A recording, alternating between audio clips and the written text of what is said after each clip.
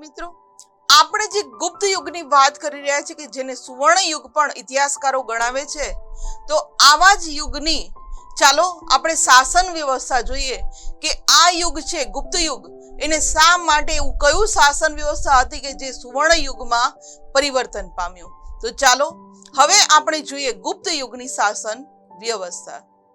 સૌપ્રથમ વાત કરીએ વિદ્યાર્થી મિત્રો તો કે ગુપ્ત યુગના શાસનની માહિતી આપણને ક્યાંથી મળે છે?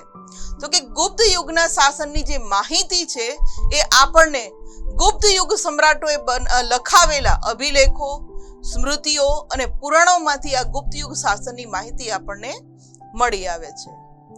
તે મુજબ શાસન તંત્ર 3 ભાગમાં હતું. જ્યાં અભિલેખો છે, સ્મૃતિઓ છે, પુરાણો છે, એની અંદર જે આપણને આ માહિતી આપવામાં આવી છે, આ માહિતીને આધારે આપણે કહી શકીએ કે ગુપ્ત યુગનું શાસન તંત્ર હતું એ 3 વિભાગની અંદર વહેંચાયેલું હતું.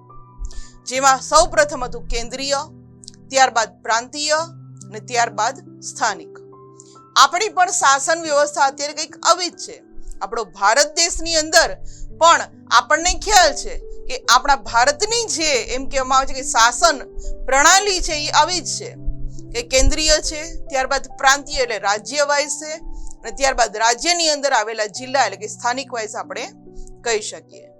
આ ઇમેજની અંદર જે હમણાં જ મેં વાત કરી કે ગુપ્ત યુગ શાસન તંત્રની માહિતી આપણને અભિલેખો, સ્મૃતિઓ અને પુરાણોમાંથી મળી આવી છે તે આપણે જોઈ શકીએ છીએ કે અહીંથી આપણને ગુપ્ત યુગના જે શાસકો હતા કઈ રીતે પોતાનું શાસન ચલાવતા હતા અને પ્રજાને સુખી સંપન્ન એમ કહેવામાં આવે છે કે જીવન જીવવા માટે પોતે તક આપતા હતા કે જેથી લોકો છે એ વધુ ને વધુ સમૃદ્ધ થતા ગયા હતા.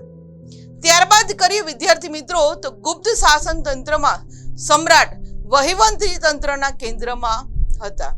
વહીવટી જે તંત્ર હતું એમાં સૌથી કેન્દ્ર સ્થાને કોણ હતા? તો કે સમ્રાટ એટલે કે રાજા. અત્યારે પણ કંઈક એવું જ છે. આપણા કેન્દ્રમાં એમ કહીએ કે વહીવટી તંત્રનો વડો કોને કહેવાય? તો કે આપણા વડાપ્રધાન એટલે પ્રાઇમ મિનિસ્ટરને.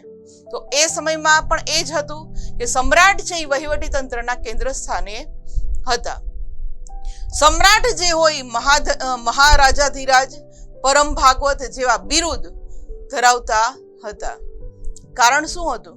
કારણ કે એ લોકો વૈષ્ણવ ધર્મી હતા. એટલે ભાગવત છે એ વૈષ્ણવ ધર્મ માટે એમ કહેવામાં આવે છે કે એનો પવિત્ર ગ્રંથ આપણે હિન્દુ લોકો માટે ગણીએ છીએ. એટલે એ લોકો પરમ ભાગવત છે, મહાધીરાજ છે એવા બિરુદ પણ ધરાવતા હતા. પ્રાંતના વડા તરીકે મોટે ભાગે રાજકુમારને મૂકવામાં આવતા. વિદ્યાર્થી મિત્રો, જ્યારે આપણે મૌર્ય યુગ જોતા હતા ત્યારે પણ એમાં પણ આ જ વ્યવસ્થા હતી અને ગુપ્ત યુગમાં પણ આ જ વ્યવસ્થા છે કે પ્રાંતનો વડો એટલે કે રાજ્ય. આપણે અત્યારે કઈ રીતે રાજ્યની અંદર મુખ્યમંત્રી હોય છે, રાજ્યપાલ હોય છે, એ સમયમાં પણ અલગ અલગ મોટું જે સામ્રાજ્ય છે એના મોટા મોટા શહેરોને લોકો પ્રાંત કહેતા. અને આ પ્રાંતના વડાને રાજા છે પોતાના રાજકુમારોને જ ત્યાં વડા તરીકે મૂકતા હતા. જે રીતે આપણે જ્યારે ગુપ્ત યુગની વાત કરતા હતા એ જ રીતે મૌર્ય યુગની અંદર પણ પ્રાંત જે અલગ અલગ હતા એમાં બિંદુસાર, ચંદ્રગુપ્ત મૌર્ય પછી જે એનો પુત્ર બિંદુસાર છે એ બિંદુસાર પોતાના પુત્રો છે સુસીમ અને સમ્રાટ અશોકને એ અલગ અલગ પ્રાંતના રાજકુમારો તરીકે ગોઠવ્યા હતા. તો એ જ રીતે અહીંયા ગુપ્ત યુગની અંદર પણ આ જ રાજ્ય વ્યવસ્થા જોવામાં મળે છે કે રાજકુમારોને જ આ મોટા પ્રાંતના વડા તરીકે મૂકવામાં આવતા હતા. અને કુમાર માત્ય અને આયુક્ત પ્રાંતમાં મુખ્ય ભૂમિકા ભજવતા હતા. કે જેમ કહેવામાં આવે કે પ્રાંતની અંદર જે વહીવટ કરવાનો હોય, કારણ કે ત્યાંથી કર ઉઘરાવવાનો હોય, લોકોને જે કંઈ પ્રોબ્લેમ થાય, મુશ્કેલી ઊભી થાય એનો ન્યાય કરવાનો હોય, તેમાં મુખ્ય ભૂમિકા કોણ ભજવતા હતા? તો એનું નામ હતું કુમાર માત્ય અને આયુક્ત. આ ઇમેજની અંદર જે હમણાં જ આપણે વાત કરી કે પ્રાંતની અંદર પણ વડા મૂકવામાં આવતા હતા એ આપણે જોઈ શકીએ છીએ.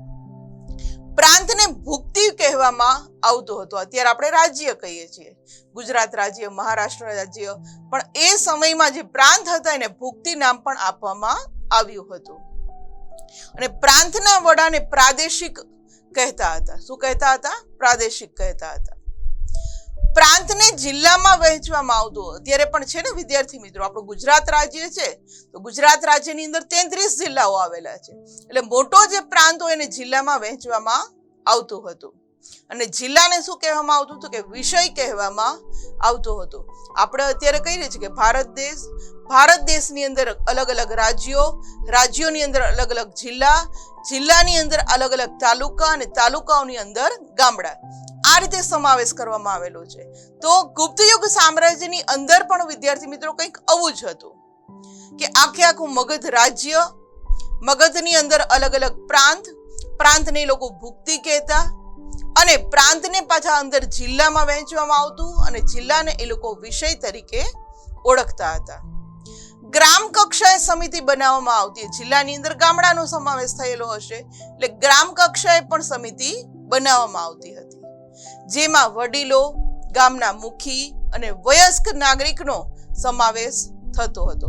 વયસ્ક નાગરિકો એટલે કોણ? કે જે ઉંમરમાં મોટા છે. આપણને ખ્યાલ હોય કે જે લોકો ઉંમરમાં મોટા હોય ને વધુ પડતો અનુભવ હોય, એ લોકોને ઘણું બધું જ્ઞાન હોય, એ માટે આ ગામ સમિતિની અંદર વડીલો છે, ગામના મુખી છે, વયસ્ક નાગરિકો છે એનો સમાવેશ કરતા અને તેનો વહીવટ છે એ આ ગ્રામ કક્ષાએ જે સમિતિ બનાવવામાં આવતી હતી એના દ્વારા કરવામાં આવતી હતી.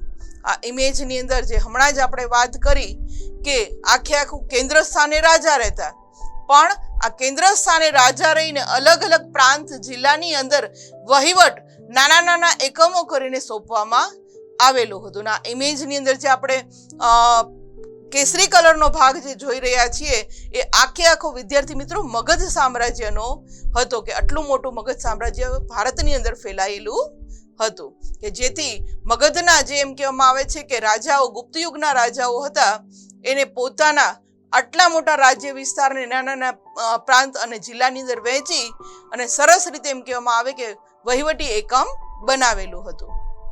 ગુપ્ત સામ્રાજ્યનું વહીવટી તંત્રમાં નીચે મુજબ નિમણૂક કરવામાં આવતી. નિમણૂક એટલે ત્યાં પણ અધિકારીઓ છે. અત્યારે આપણે કઈ રીતે અધિકારીઓ અલગ અલગ છે એ વહીવટ કરવામાં મદદ કરે છે સરકારને. એ જ રીતે ગુપ્ત સામ્રાજ્યની અંદર પણ વહીવટી તંત્રમાં નિમણૂક આપવામાં આવતી હતી કે જેમાં સેનાપતિ હોય એને મહાબલાધિકૃત કહેવામાં આવતા, વિદેશ મંત્રી હોય એને મહાસંધિ વિગ્રહક કહેવામાં આવતા.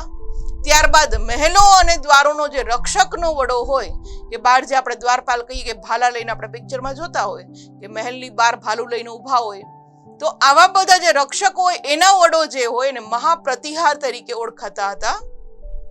ઘોડેસવાર સેનાના જે વડા હોય એને મહાઅશ્વ કહેવાતા હતા, મહાઅશ્વપતિ તરીકે ઓળખાતા હતા.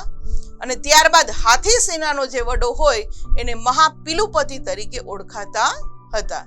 અને રાજ્યના દસ્તાવેજો જે કંઈ હોય એ સાચવવા માટે જે વડો જે મૂક્યો હોય એને પુસ્તપાલ તરીકે ઓળખાતો હતો.